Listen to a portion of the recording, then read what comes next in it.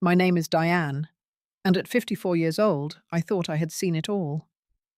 10 years ago, when my husband passed away from cancer, I found myself navigating single motherhood with nothing but my teacher's salary and determination. Watching my daughter Amanda graduate college and land a solid marketing job felt like my greatest achievement. The pride I felt when she called last month about her engagement to Jake seemed like the perfect reward for all those years of sacrifice. Little did I know that phone call would lead to one of the most painful betrayals I have ever experienced.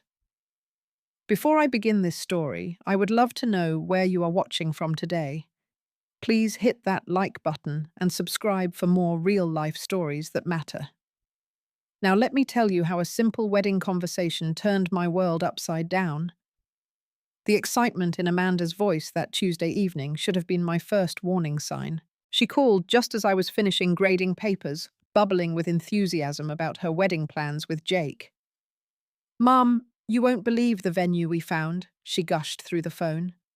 "It's the grand ballroom at the Riverside Hotel downtown. You know, the five-star one overlooking the harbor." I set down my red pen and gave her my full attention. "That sounds lovely, sweetheart. Tell me more about your plans." What followed was a detailed description that made my teacher's budget-minded brain spin. The venue alone cost $18,000 for one evening. The guest list had ballooned to 200 people, including college friends, work colleagues, and distant relatives I had not seen in years. "We're planning a 7-course dinner," Amanda continued breathlessly. "Lobster bisque Wagyu beef imported wine pairings. And Mum, you should see the wedding dress I found. It's custom designed by this amazing boutique downtown. Pure silk with hand-sewn pearls." My stomach started to tighten as the numbers kept climbing. Professional photography packages, live string quartet, elaborate floral arrangements that cost more than my monthly mortgage payment. Jake found this incredible band that played at his boss's daughter's wedding. They cost $12,000 for the night, but they're worth every penny. When she paused for breath, I managed to ask the question that was burning in my mind. "Honey, what's the total budget looking like for all of this?" "Well," Amanda's voice took on a slightly defensive tone, "Jake and I have crunched the numbers. The total comes to about $85,000. But don't worry, Mum. We've got it all figured out. We just need you to contribute $60,000, and we can handle the rest." The words hit me like a physical blow. $60,000. That was more than twice my annual teacher's pension income. My mouth went dry as I tried to process what she was asking. "Amanda, sweetheart," I began carefully, "that's a significant amount of money. My pension is only $2,800 a month, and my life savings total about $45,000. That money is meant to last me through retirement." "But Mum," her voice rose with frustration, "this is my wedding, the most important day of my life. Surely you can figure something out. Maybe take out a loan or something." I had spent 30 years teaching high school students about financial responsibility, but somehow I had failed to instill those lessons in my own daughter. The irony was not lost on me. "Let's think about this practically," I suggested. "We could plan a beautiful wedding for $15,000 or $20,000. A nice restaurant, maybe 50 guests, still elegant, but more reasonable."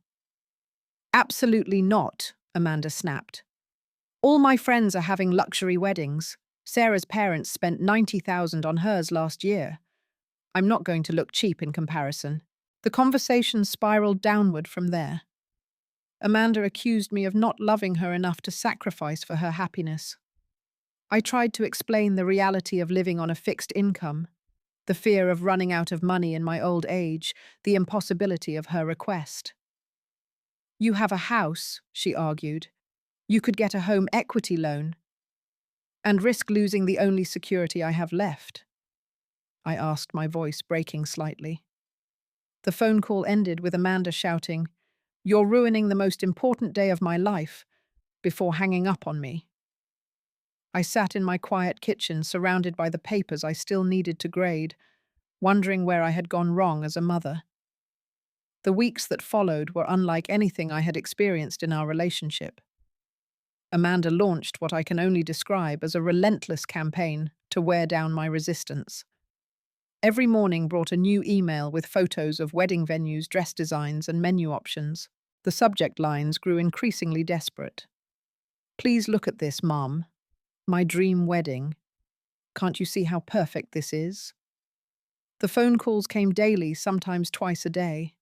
Amanda would alternate between tears and anger, painting vivid pictures of her disappointment and humiliation. "Everyone at work is talking about their weddings," she sobbed during one particularly difficult conversation. Jessica's parents bought her a $10,000 dress without even blinking. Maria's family rented out an entire country club.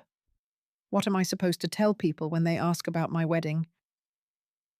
Jake joined the pressure campaign, calling me with his own version of emotional manipulation. He spoke about family values and the importance of supporting loved ones during major life events. "Mrs. Thompson," he said in his smooth car salesman voice, "I know this is a big ask, but think about how happy Amanda will be. Isn't her happiness worth everything to you?" The guilt was overwhelming. I found myself lying awake at 3 in the morning, questioning everything I believed about financial responsibility. Was I being selfish? Was I prioritizing money over my daughter's happiness? My sister Patricia, called after Amanda had apparently reached out to her. "Diane, honey," Patricia said, in that careful voice people use when they think you are making a mistake. "She's your only child. How many times do daughters get married? Maybe you could figure something out." Even my brother Tom weighed in with a text message. "Heard about the wedding situation. You've been saving for years. What's the money for, if not for family?" I started researching loan options, despite every fiber of my being screaming that it was wrong. The numbers were devastating. A $60,000 loan at current interest rates would require monthly payments of over $400 for 15 years. At my age, I would be paying for Amanda's wedding until I was nearly 70. The math was simple and brutal. If I gave Amanda the money she wanted, I would have enough savings left to live for maybe 2 years. After that, I would be entirely dependent on my modest pension, with no buffer for medical emergencies, home repairs, or any of the unexpected expenses that come with aging. I calculated and recalculated, hoping to find some way to make it work. Could I sell my car and rely on public transportation? Could I take in a boarder to supplement my income? Every option led to the same conclusion: what Amanda was asking would destroy my financial security. The breaking point came during a particularly harsh phone call where Amanda accused me of loving money more than her. "You raised me to believe that family comes first," she cried. "But now I see what really matters to you." "That's not fair and it's not true," I replied, my patience finally exhausted. "I'm trying to be responsible about this."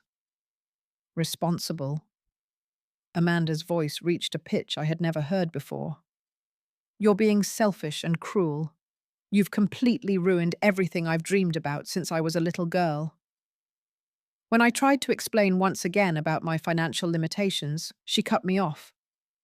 "I don't want to hear your excuses anymore. Figure it out, or don't bother coming to my wedding at all." The line went dead, and I knew I had reached my final decision. I would not mortgage my future for one day of celebration, no matter how much it hurt to disappoint my daughter. The silence that followed my final refusal was deafening. For 3 weeks, Amanda did not return my calls, respond to my text messages, or acknowledge any of my attempts to reach out. It was as if I had suddenly ceased to exist in her world. I tried calling Jake, hoping he might be more reasonable, but discovered that my number had been blocked on his phone as well. The complete cutoff felt like a death in the family. Through Patricia, I learned that Amanda had gone ahead with her wedding plans anyway. She had applied for multiple high-interest loans and credit cards to to fund her dream celebration. She's determined to have that luxury wedding, Patricia reported during one of our weekly check-ins. She told me she would rather go into debt than compromise on what she wants. The news made me physically sick. I had tried to protect my daughter from financial disaster, but she was choosing to walk directly into it. The irony was painful beyond words. I attempted to reach out through mutual family friends, but it became clear that Amanda had painted me as the villain in her story. People who had known me for years started treating me differently, as if I had committed some unforgivable sin. My loneliness during those weeks was profound. I found myself questioning not just my decision, but my worth as a mother.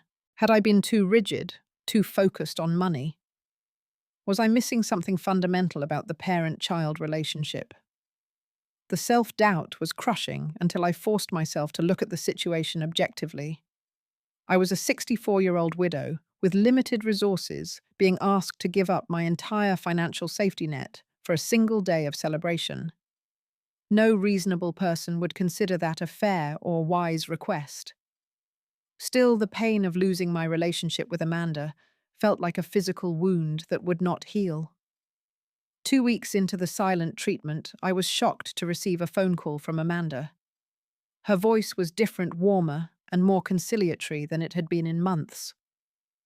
"Mum," she said, and I could hear the forced sweetness in her tone. "I've been doing a lot of thinking about our situation." My heart leaped with hope. Maybe she had come to understand my position. Maybe we could find a way to repair our relationship. "I'm sorry for the way I reacted," she continued. "I know this has been hard on both of us, and I want to find a solution that works for everyone." The relief I felt was overwhelming. "Oh, sweetheart. I'm so glad you called. I've missed you terribly." "I've missed you too, Mum. That's why I want to invite you to a family dinner this Saturday night. Nothing fancy. Just a chance for everyone to sit down together and talk through this situation calmly." She gave me the details Saturday evening at Romano's, a popular family restaurant downtown. The guest list included Patricia Tom Jake's mother Nancy and a few other relatives and close family friends. "I think if we all put our heads together," Amanda explained, "we can find a way to make this work for everyone. I know you love me, and I want to show you that I understand your concerns too." The invitation felt like a lifeline. After weeks of isolation and self-recrimination, the prospect of family reconciliation was exactly what I needed to hear. I spent the rest of the week preparing for the dinner, choosing my outfit carefully, and even buying Amanda a small reconciliation gift. I arrived at Romano's 15 minutes early, eager to demonstrate my commitment to healing our relationship. What I walked into was nothing like the peaceful family discussion I had been expecting. Romano's was packed that Saturday evening, the dining room buzzing with conversation and the clatter of dishes. When I walked through the front door, I immediately spotted a large table in the center of the restaurant, where 12 people were already seated and waiting. My first surprise was the size of the gathering. This was not the intimate family discussion Amanda had described. Along with the relatives she had mentioned, I saw several of Amanda's friends from work, Jake's college roommates and neighbors I barely knew. Amanda jumped up from her seat with an overly bright smile and gave me a hug that felt performative rather than genuine. "Mum, you made it. Everyone has been waiting to see you." As I approached the table, I noticed that the only empty chair was positioned directly in the center, with people seated on both sides. The arrangement felt deliberately designed to put me in the spotlight. Jake stood up as I sat down, and I noticed he was holding a piece of paper. The nervous energy around the table suggested this was not going to be the casual conversation I had anticipated. "Thank you all for coming tonight." Jake began, his voice carrying the polished tone he used with his car customers. "We asked everyone here because we're dealing with a family situation that needs to be resolved." My stomach dropped as I realized what was happening. This was not a reconciliation dinner. This was a carefully orchestrated intervention. As most of you know, Jake continued, Amanda and I are planning our wedding for this fall. We've put together a beautiful celebration that represents our love and our commitment to each other. He gestured toward Amanda, who dabbed at her eyes with a tissue she had ready for the performance. Unfortunately, we've hit a roadblock. Amanda's mother has decided not to contribute to the wedding, leaving us unable to afford the celebration we've planned. The way he phrased it made me sound like a monster. There was no mention of the $60,000 request, no acknowledgement of my financial limitations, no reference to the unreasonable nature of their demands. Patricia was the first to speak up, and I could see that she had been coached on what to say.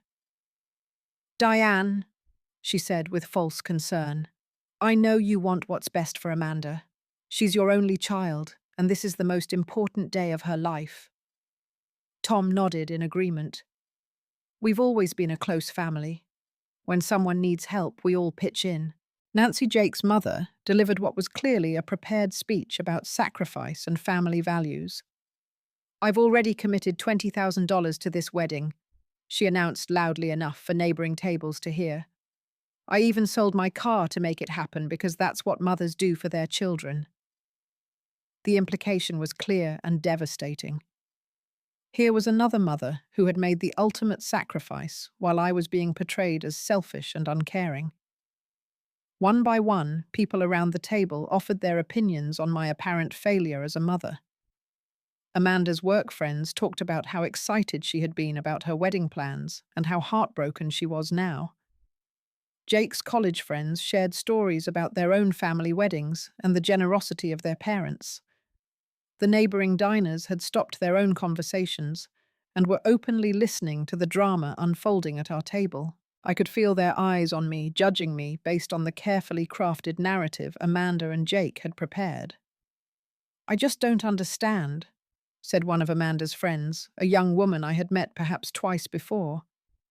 Amanda has told us so much about her dream wedding. How can her own mother not want to help make it happen? The manipulation was sophisticated and ruthless. Every person at that table had been given specific talking points designed to pressure me into submission through public embarrassment. Amanda provided the final emotional blow, breaking into tears that seemed genuine despite the calculated nature of the evening.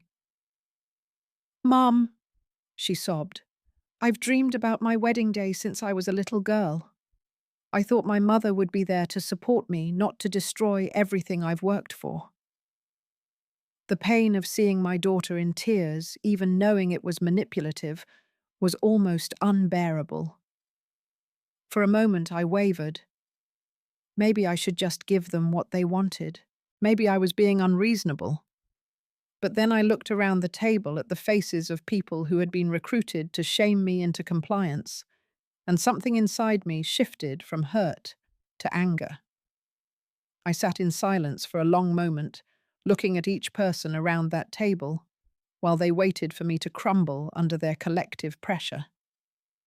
The restaurant noise seemed to fade into the background as I gathered my thoughts and found my strength. When I finally stood up, my voice was calm but clear enough for everyone to hear. I want to thank you all for taking time out of your Saturday evening to participate in this. I began making eye contact with each person in turn, but I think there are some facts that need to be clarified before this conversation goes any further. I turned to Nancy. First, the woman who had just proclaimed her maternal superiority by selling her car. Nancy, you mentioned that you sold your car to contribute $20,000 to this wedding. Can I ask how you're getting to work now? Nancy's confident expression faltered slightly. Well, I can take the bus. It's not that inconvenient.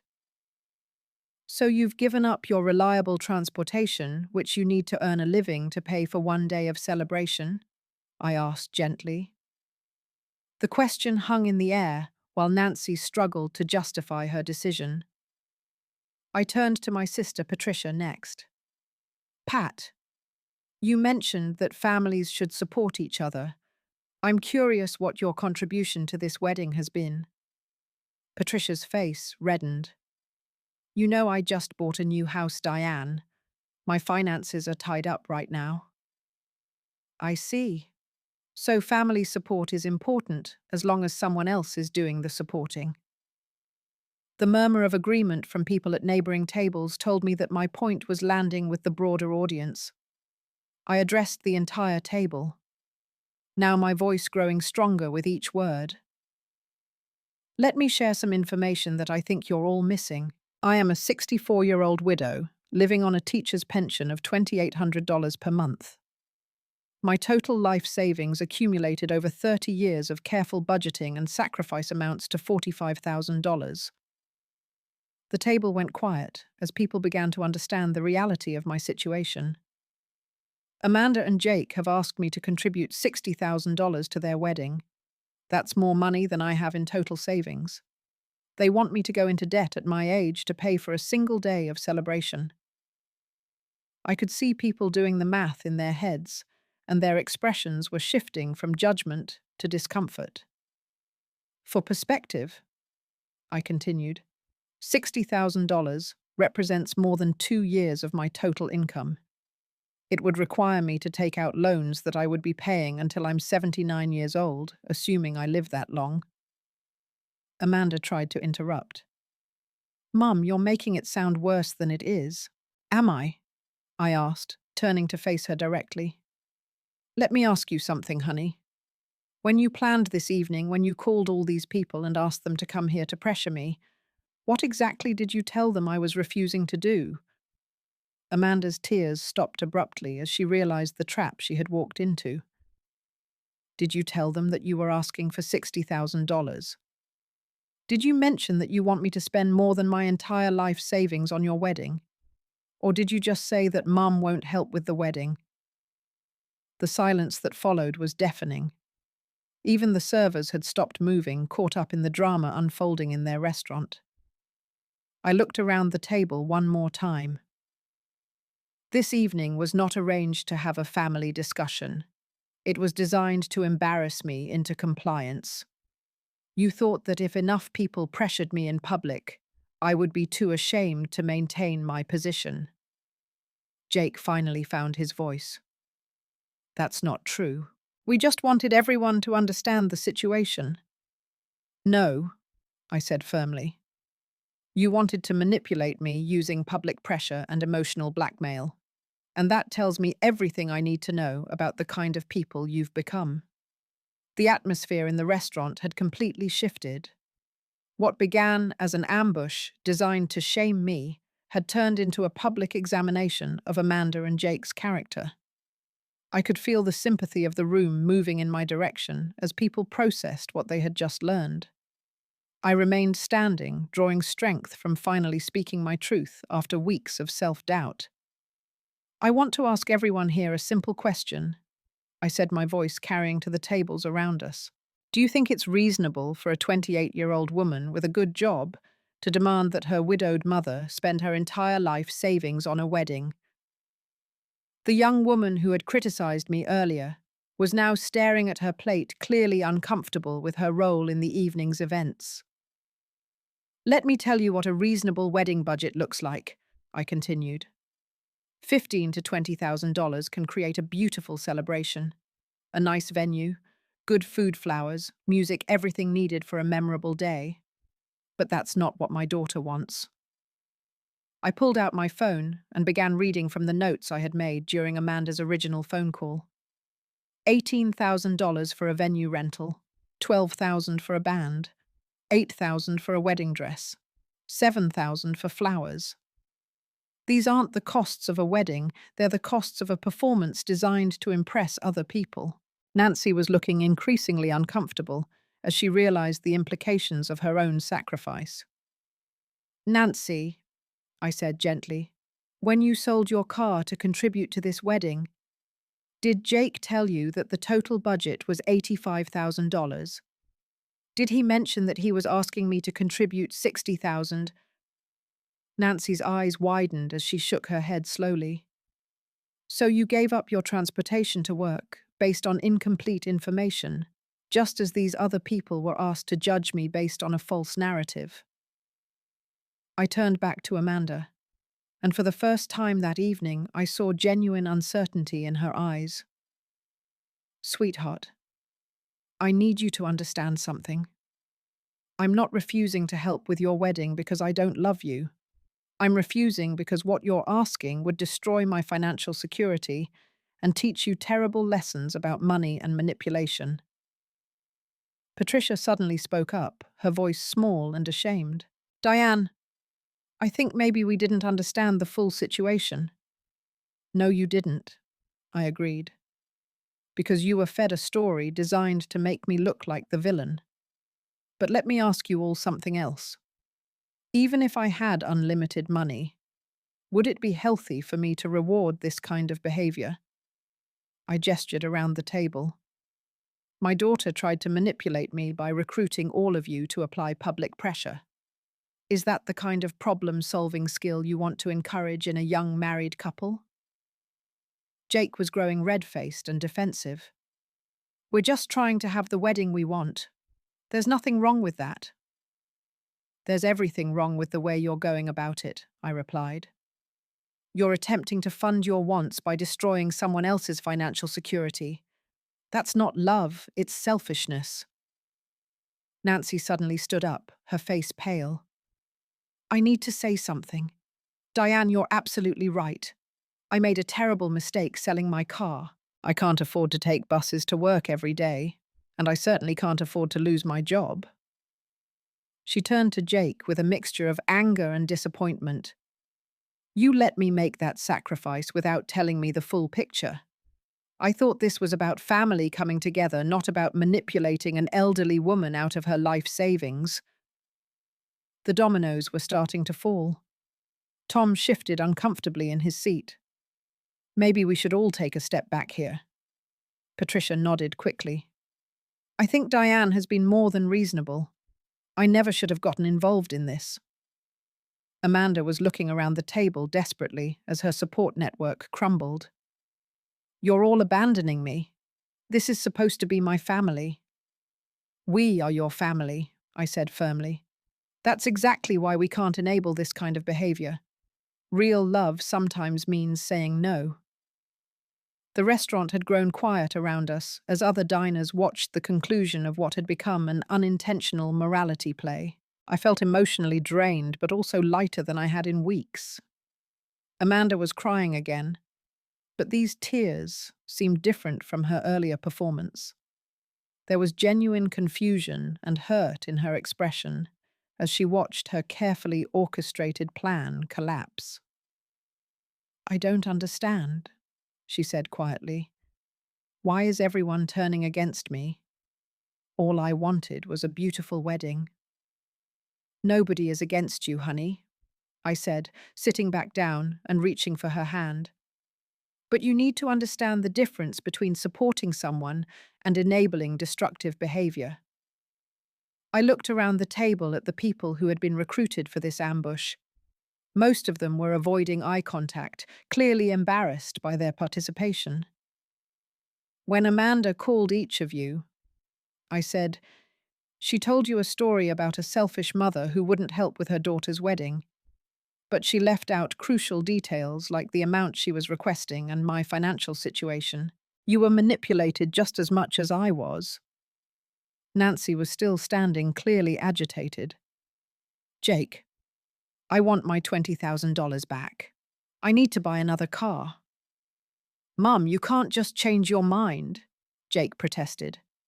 We've already put deposits down based on that money. Then you should have been honest with me about what I was contributing to, Nancy replied sharply. I thought I was helping young people start their marriage, not funding an extravaganza that nobody can afford. The conversation continued for another hour, but the outcome was inevitable. One by one, people began to excuse themselves from the table. Amanda's friends made awkward apologies about misunderstanding the situation. Family members promised to call me later to apologize more thoroughly. In the end, only Amanda, Jake, and I remained at the table surrounded by empty chairs and the wreckage of their manipulation attempt. "I still don't understand why you won't help us," Amanda said, her voice small and defeated. "Because helping you would mean hurting you," I explained. "If I gave you this money, I would be teaching you that manipulation works, that other people's security doesn't matter, and that you can have anything you want, regardless of the cost to others." Jake was sullen and defensive. "So we're just supposed to give up our dream wedding?" "You're supposed to plan a wedding you can afford," I said simply. "That's what responsible adults do." I left the restaurant that night feeling emotionally exhausted but vindicated. The drive home gave me time to process what had happened and to feel proud of myself for standing firm against such coordinated pressure. The next 2 months passed in relative quiet. Amanda did not call, and I did not push for contact. I used the time to reflect on our relationship and to seek support from a counseling group for parents of adult children. Through those conversations, I learned that I was not alone in facing manipulation from grown children who had never learned healthy boundaries. The group helped me understand that my refusal was an act of love, even though it didn't feel that way at the time. 3 months after the disastrous restaurant confrontation, I was working in my garden on a Saturday morning when my phone rang.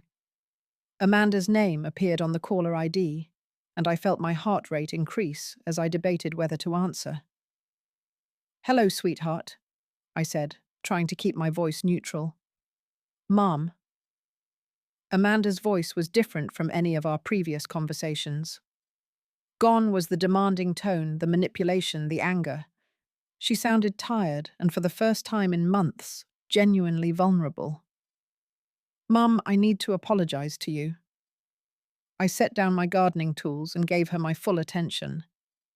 "I've spent the last 3 months trying to make the expensive wedding work," she continued. "I applied for every credit card I could find, took out personal loans, even looked into borrowing against my 401k. My heart sank as I imagined the financial hole she had been digging for herself. But no matter how I tried to make the numbers work, I kept coming back to what you said at the restaurant. I was asking you to destroy your financial security for one day of celebration." The relief I felt was overwhelming, but I waited for her to continue. "Jake and I had some really hard conversations about what we were doing. At first, he was angry that I was reconsidering, but eventually he started to see your point too." "What have you decided?" I asked gently. "We're completely changing our plans. We found a beautiful garden venue outside town that costs $3,000 for the day. We're cutting the guest list to 75 people, just close family and friends. I found a dress I love for $800 instead of $8,000. As she described their new plans, I could hear genuine excitement in her voice for the first time since this whole ordeal began. "The total budget is going to be around $12,000, she said. "Jake and I can handle most of that ourselves. But I was hoping, would you consider contributing $5,000? I know it's still asking for help, but it's a number that makes sense for everyone." The difference in her request was profound. Instead of demanding my entire life savings, she was asking for a reasonable amount that I could afford without sacrificing my security.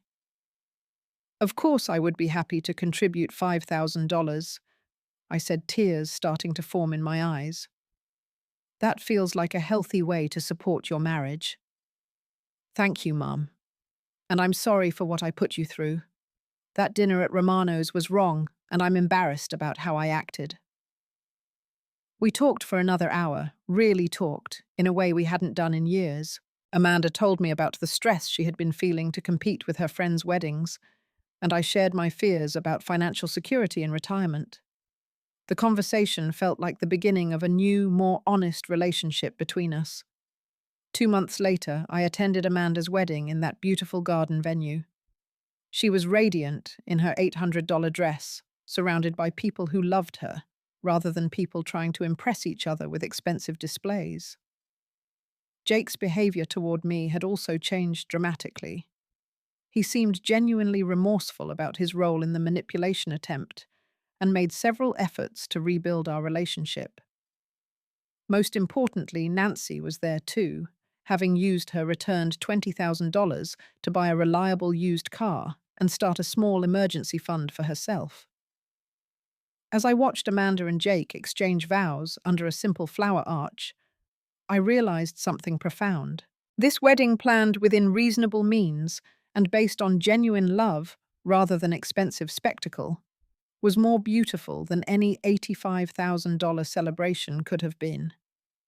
The lesson I had tried to teach Amanda about financial responsibility had taken root, but more than that, she had learned about the difference between love and manipulation, between supporting someone and enabling their worst impulses. During her speech at the reception, Amanda surprised everyone by addressing the journey that had led them to this moment.